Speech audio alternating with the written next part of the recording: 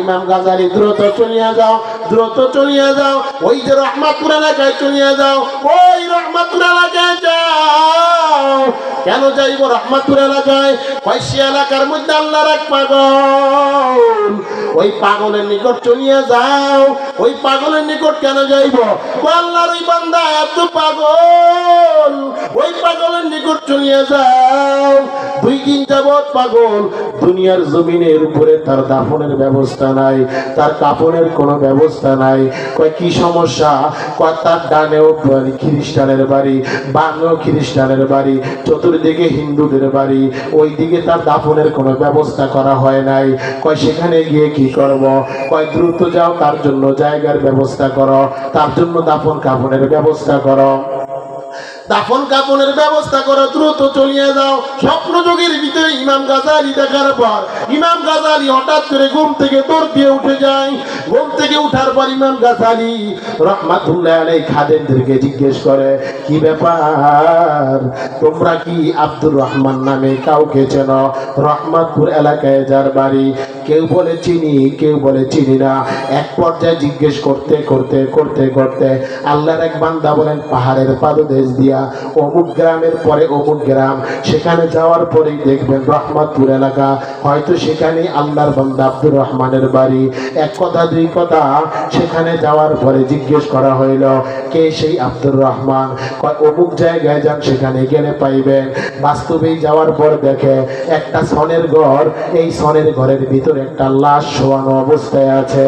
এই লাশটাকে দেখার পর ইমাম গাজালি ডাক দিয়া বলে, হে আব্দুর রহমানের ছেলেরা রে, কোথায় আছো?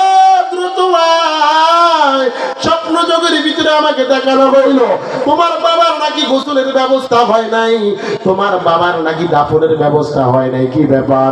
কয় হুজুর, আমরা তেমন কোনো ধনাঢ্য নয়, আমাদের চতুর্পাশে প্রচুর জায়গা আছে, কিন্তু অর্থ সম্পদ না থাকার কারণে টাকা নাই, জায়গা ক্রয় করতে পারলাম না।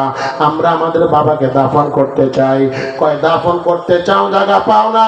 কয় কোথায়, কার থেকে জায়গা ক্রয় করতে হবে বলো?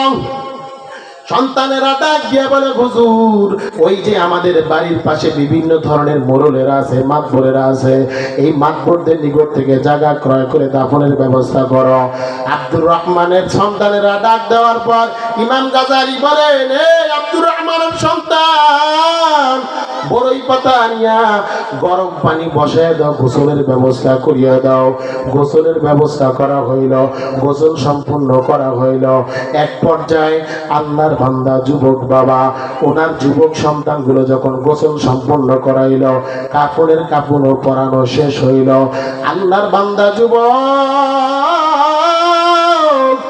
ইমাম গাজালি ডাক দিয়া বলে, এবার আমি কবর খনন করা শুরু করে দেই। কবর খনন করা সম্পূর্ণ হইল। ডাক দিয়া বলে, কে আছো সমাজে? আব্দুর রহমানের জানাজা পড়ব, দ্রুত তোমরা চলে আসো, আব্দুর রহমানের জানাজা পড়ব। আব্দুর রহমানের জানাজা পড়া সম্পূর্ণ হয়ে গেল। এবার ইমাম গাজালি রহমাতুল্লাহ আলাইহি নিজে কবরের ভিতরে নেমে পড়লেন।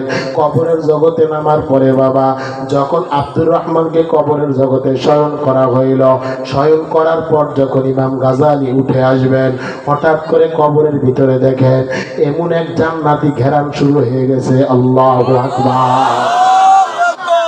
ইমাম গাজালি রহমাতুল্লাহ আলাইহি আশ্চর্যান্বিত হয়ে গেলেন। ইমাম গাজালি ডাক দিয়ে বলে, কে আছো? এই আব্দুর রহমানের সন্তানেরা, দ্রুত আসো। তোমার বাবা কি এমন বড় ওলি ছিল, কি এমন বড় খতিব ছিল? কি ব্যাপার? তোমার বাবার কবর থেকে জান্নাতি খুশবু আসে, জান্নাতি ঘেরান আসে, কারণটা কি? এমন কত বড় বুজুর্গ ছিল, কোন মাদ্রাসার মুহাদ্দিস ছিল, কোন মসজিদের খতিব ছিল বলো? আব্দুর রহমানের ছেলেরা ডাক দিয়ে বলে, না হুজুর, আমার বাবা কোনো খতিব ছিল না, আমার বাবা কোনো মুহাদ্দিস ছিল না, আমার বাবা কোনো আলেম ছিল না। কি ব্যাপার? ব্যাপার, কবর থেকে জান্নাতের ঘেরান কেন আসলো? এবার ওনার বিবিকে ডাক দেয়া কইল পর্দার অন্তরাল থেকে, হ্যাঁ আব্দুর রহমানের বিবি, কি ব্যাপার তোমার স্বামী কবর থেকে এমন খুশবু কেন বের হইল?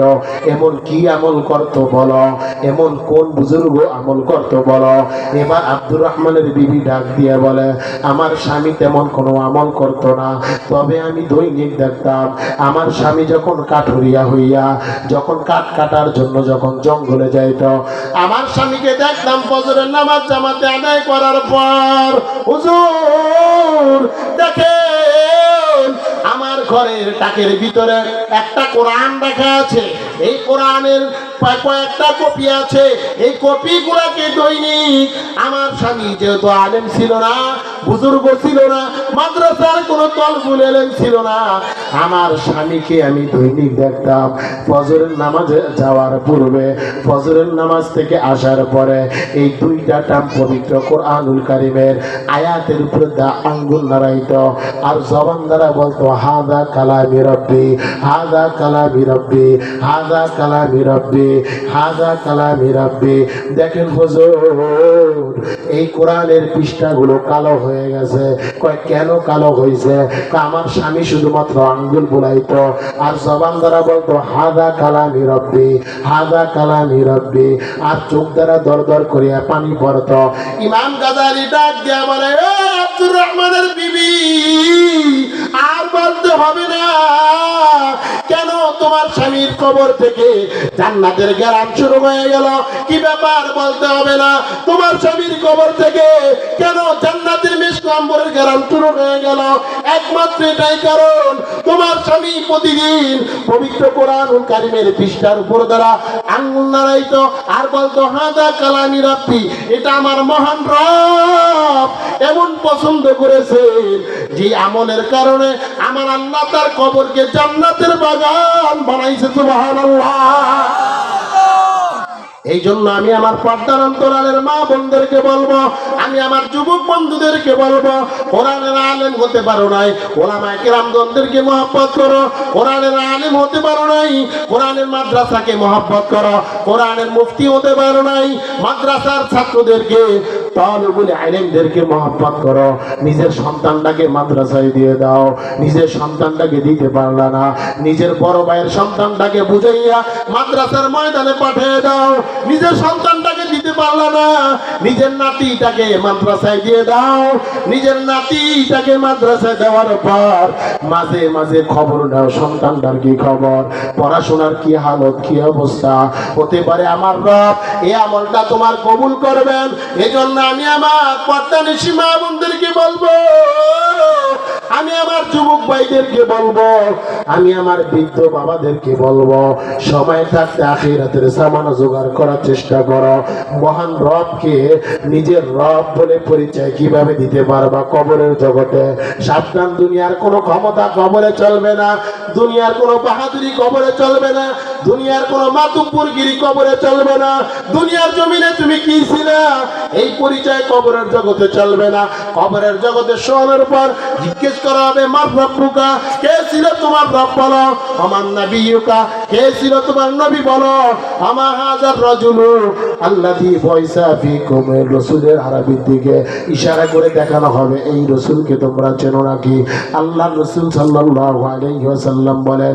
তৃতীয় প্রশ্ন করা হবে, আমা দীনুকা, বলো তোমার দিন কি ছিল? যদি তুমি রবের কাজ না করো, রব যেভাবে চলার জন্য বললেন সেইভাবে যদি না চলিয়া অন্ধকার কবরে চলিয়া যাও, রবের ভয় দিলের মধ্যে না ঢুকায়া কবরের জগতে যদি চলিয়া যাও, তাহলে কবরের জগতের মাটি তোমাকে সার দিবে না।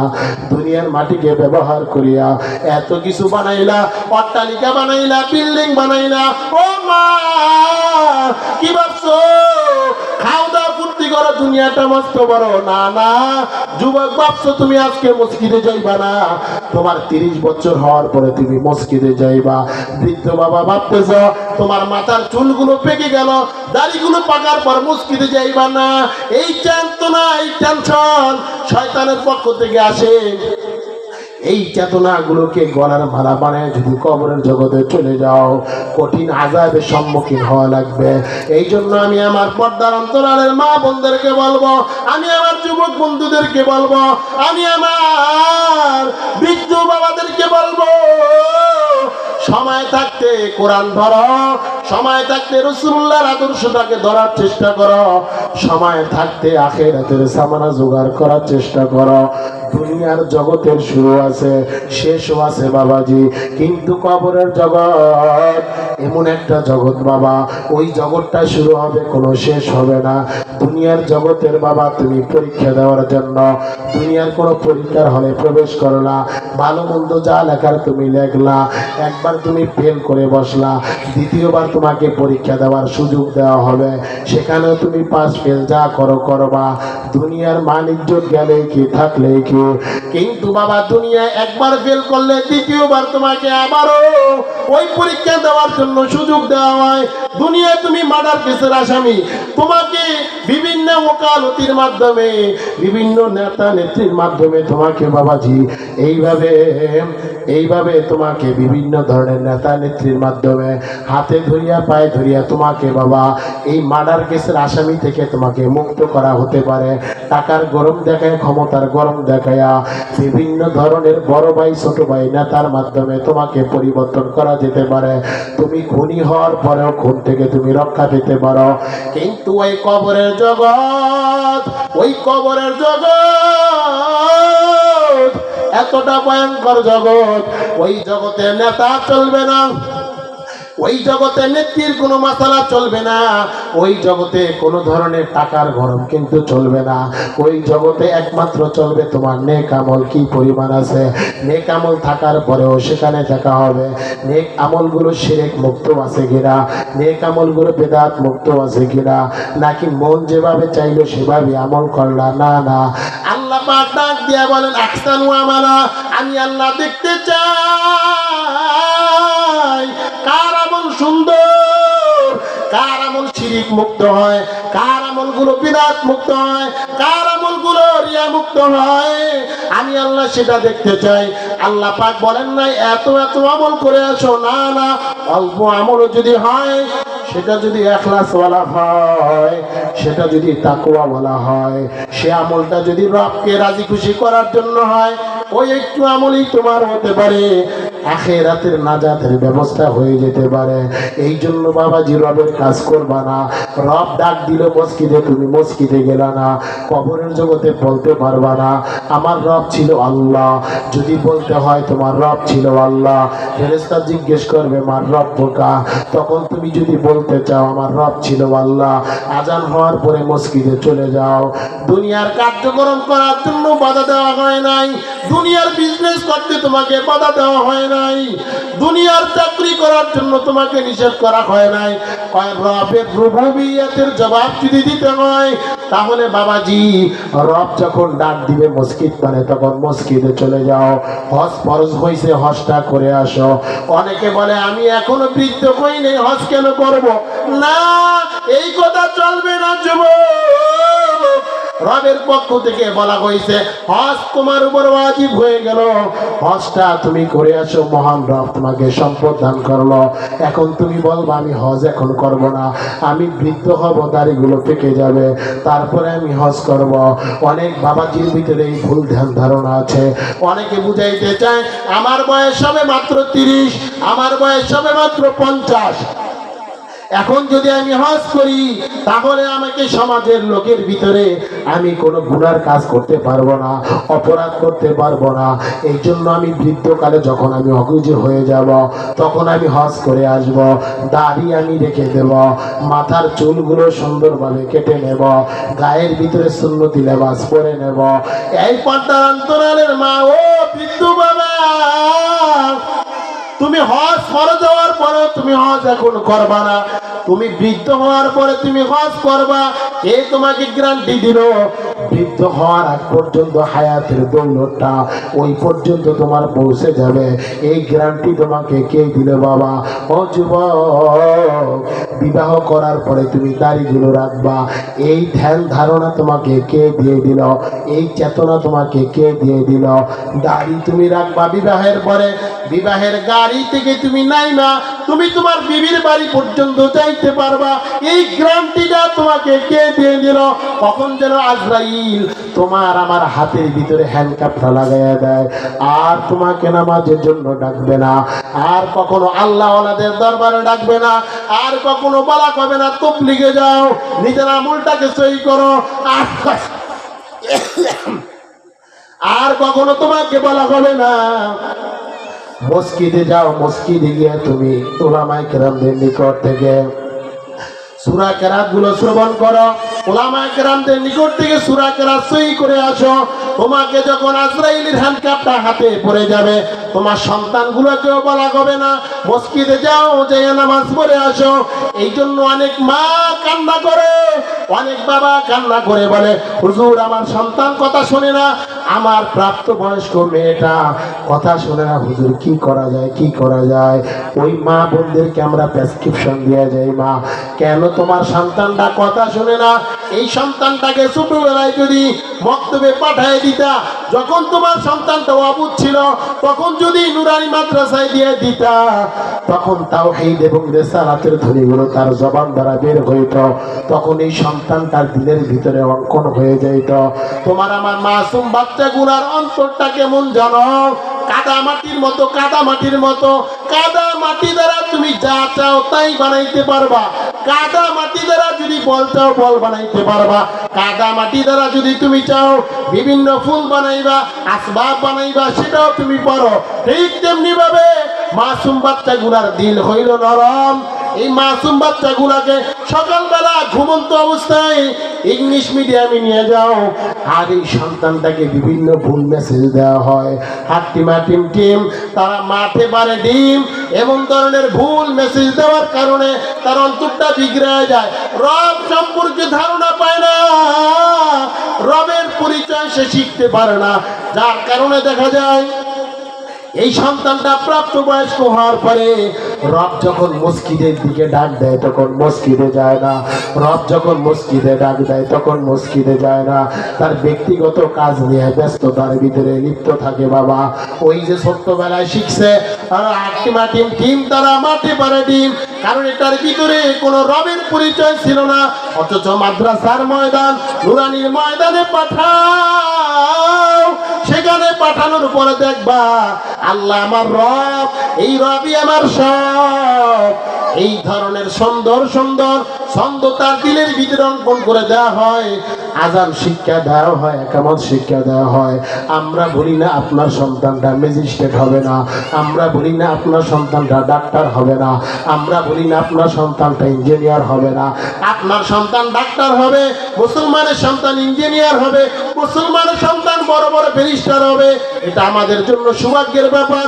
কিন্তু সন্তানটাকে ছোট্টবেলায় নুরানি মাদ্রাসায় যদি দিয়ে দেওয়া হতো, এই সন্তানটা আখলিস দীনাকা ইয়াকফিকাল আমালুল কলিল, এই হাদিসটা শিখতো, কালিমা শিখতো, পবিত্র কোরআনের তেলাওয়াত করতো, একবার সন্তানটা সমাজের ডিসি হইতো, এক সময় সন্তানটা চেয়ারম্যান হইবে, এক সময় সন্তানটা সমাজের এমপি হবে, মন্ত্রী হবে, তখন তার হাত দ্বারা কারো টাকা উঠবে না, তখন ওই সন্তানের মাধ্যমে দুর্নীতি হবে না, ওই সন্তানটা চাঁদাবাজি করবে না, ওই সন্তানটা টেন্ডারবাজি করবে না, ওই সন্তানের মাধ্যমে মানুষ কষ্ট পাইবে না, ওই সন্তানের মাধ্যমে অন্যের সম্পদ কখনো লুণ্ঠন করা সম্ভব হবে না। কারণ এই সন্তানটা কোরআন শিখছে, রাসূলুল্লাহর হাদিস শিখছে। মহান রব আল্লাহকে নারাজ করলে জাহান্নামের আগুন কতটা কঠিন হবে, এই কঠিন আগুনের ভয়াবহতা সম্পর্কে তার দিলের ভিতরে জায়গা করে আছে বাবা। এই কারণে তার মাধ্যমে অপরাধ করা সম্ভব হবে না। এই জন্য আমি আমার পর্দার অন্তরালের মা বোনদেরকে বলবো, আমি আমার যুবক বন্ধুদেরকে বলবো, যুবক সিদ্ধান্ত নিয়ে নাও, পর্দানিশী বোনদেরকে তুমি তোমার ফ্যামিলি মেম্বারের সদস্য বানাইবা। আজকে কত যুবক আছে রাঙ্গা চামড়া দেখে একটা মেয়েকে পরিবারে নিয়ে আসে, বাবা হাজি সাহেব মানুষ, মা পরহেজগার মানুষ, কোরআন তেলাওয়াত করনেওয়ালা। নববধূকে মা বলে কোরআন পড়, নববধূকে বাবা বলে সাবধান। মাথার কাপড় ফালায় বাজারে যাও না, মার্কেটে যাও না, বিভিন্ন অনুষ্ঠানে যাও না। কে কার কথা শুনে চামড়া সুন্দর দেখে তুমি একটা মেয়েকে পরিবারের সদস্য বানাইলা। আজকে তোমার বাবা সমাজে মুখ দেখাইতে পারে না, তোমার বাবা হাজি সাহেব দাড়িওয়ালা বড় বুজুর্গ মানুষ। এই অপরাধ করিও না যুবক, সিদ্ধান্ত নাও এমন একটা মেয়েকে তুমি পরিবারের সদস্য বানাইবা, যেই মেয়েটা নামাজের পাবন্দিওয়ালা হবে, যেই মেয়েটা কোরআন পড়নেওয়ালা হবে, যেই মেয়েটা পরহেজগার হবে, যেই মেয়েটা শরিয়া ভিত্তিক পর্দা করনেওয়ালা হবে। এমন একটা মেয়েকে যদি তুমি তোমার ঘরে আনো, তাকওয়ার গুণ সম্পূর্ণ একটা মেয়েকে যদি তুমি ঘরে আনো, এই মেয়েটার মাধ্যমে রাবেয়া বসরি পয়দা হবে। এই মেয়েটার গর্ভ থেকে সৈয়দ ফজলুল করিম রহমতুল্লাহ আলাইহির মতো বুজুর্গরা সমাজের মধ্যে বের হবে। এই জন্যই যদি আজকে আমরা আমাদের মা বোন